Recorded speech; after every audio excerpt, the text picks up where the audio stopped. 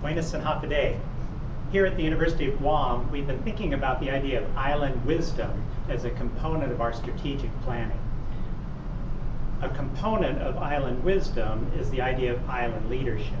And so island wisdom and its component leadership are related to the cultures that we have developed in these islands over thousands of years. And island leadership is something that's unique to small island communities the world over. I first got interested in the idea of island leadership growing up in the Virgin Islands, and then also my academic study ever since has been these relatively small island communities of the Caribbean Sea. Since being in Guam for now almost 3 years, I've been appreciating the comparison of the Pacific Islands with my experience in the Caribbean islands and noticing some parallels along the way. The big difference here in the Pacific, of course, is that our island communities have indigenous cultures that are thousands of years old, and so that's a difference from the Caribbean situation. But a lot of other things are quite similar. So what is island leadership?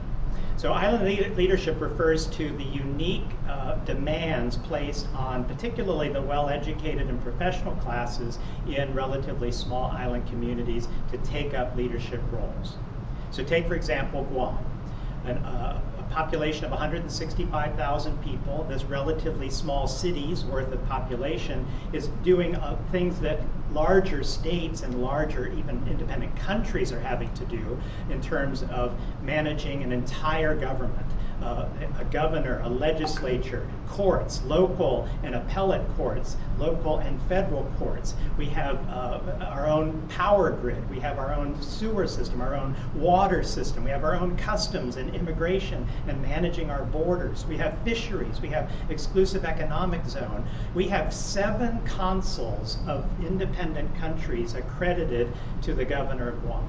So this, in some ways, a mayor of a small city of 165,000 people has 7 diplomats, the equivalents of ambassadors, accredited to her to deal with these international issues. So that's an example of the kinds of things that you're expected to do in this relatively small environment.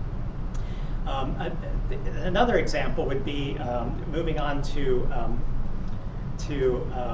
the kind of people. So all of these different roles inside the society of Guam have to be filled by the people that we have.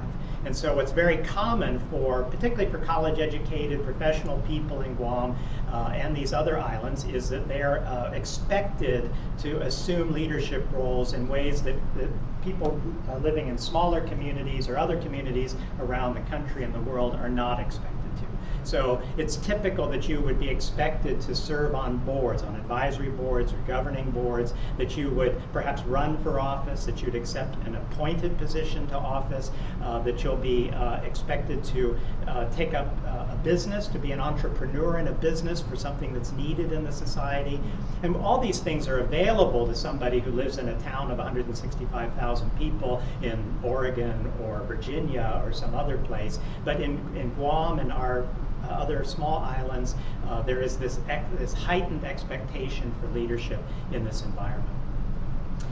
And our local neighbors also have everything that I've just mentioned for Guam, and then also that they're independent nations. So the Republic of Palau, the Federated States of Micronesia, the Republic of the Marshall Islands have all of those expectations that people in Guam have, as well as an ambassador in Washington, an ambassador in Tokyo, an ambassador to the United Nations, plus all that you associate with that kind of responsibility. A vote there in the United Nations, dealing with foreign powers, often being squeezed between powers. It's a lot to put on a relatively small population.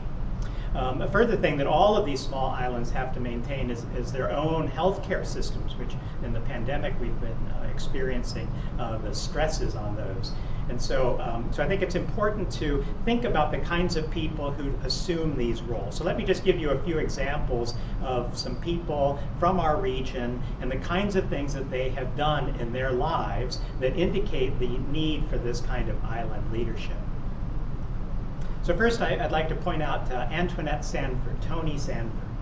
She was chair of the Board of Regents of the University of Guam, but she's also been chair of the Guam Chamber of Commerce. She's been a senator in the Guam legislature, and she's been a business person of the year by multiple organizations. She started her own tech firm and has been very successful at that. She's a mentor to many, particularly women leaders, but also to many others as well, including me.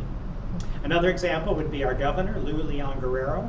Of course, a registered nurse. That's fairly unusual for a governor to have been a nurse, and so that's been remarkably helpful during our pandemic to have someone with a healthcare background leading us through it. She's also been a banker, and she's been a chief executive officer of the Bank of Guam, and of course she's been a legislator and now governor of Guam. So another example of a wide variety of interests, an unusual mixture of activities. Next up is my predecessor, Robert Underwood, who was, of course, president of the University of Guam. Before that, a teacher and a professor, administrator in the university. He's also been an activist for indigenous rights and for indigenous culture and indigenous language. He's also been a board and council member in an array of organizations, including even up to now. He's been also a politician and a congressman, a member of Congress for 10 years.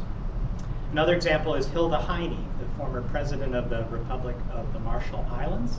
She is a poet and an author, so a poet and a president isn't a very common combination, but she's extraordinary that way. She was a teacher. She's one of the first Marshallese women to earn a doctorate. And she's been an administrator in various government roles and also a representative as really in a diplomatic role to international organizations. So again, an unusual combination, expectations for leadership in a wide variety of areas. And lastly, my final example is Larry Rigatol, who is currently an adjunct professor and master navigator, teaching students at the University of Guam to build traditional proas and to navigate and sail them. So he's originally from Yap, and he's also the holder of degrees from the University of San Francisco as well as Oxford University. And he's also been an advocate for indigenous cultures and lifeways in a number of different situations. He's been the chair of the banking board in the Federated States of Micronesia, and also the head of multiple government organizations and executive head of government divisions. And he's been a diplomat and a senior representative in his country's foreign service.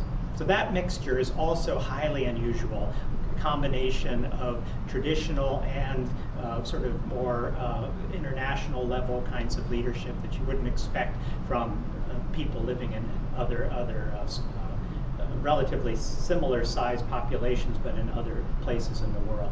And that breadth and depth of leadership gives an added level to the island wisdom that we have in this region and in small island communities the world over. So island leadership is a component of island wisdom and something that we in this area, this region of the world, can bring to the world to help us solve our problems. And as we all are emerging from the pandemic and dealing with the fallout from a number of different challenges of recent years, we know the world needs help. And we in Micronesia can provide, we in small island communities can provide elements of leadership and wisdom to the world.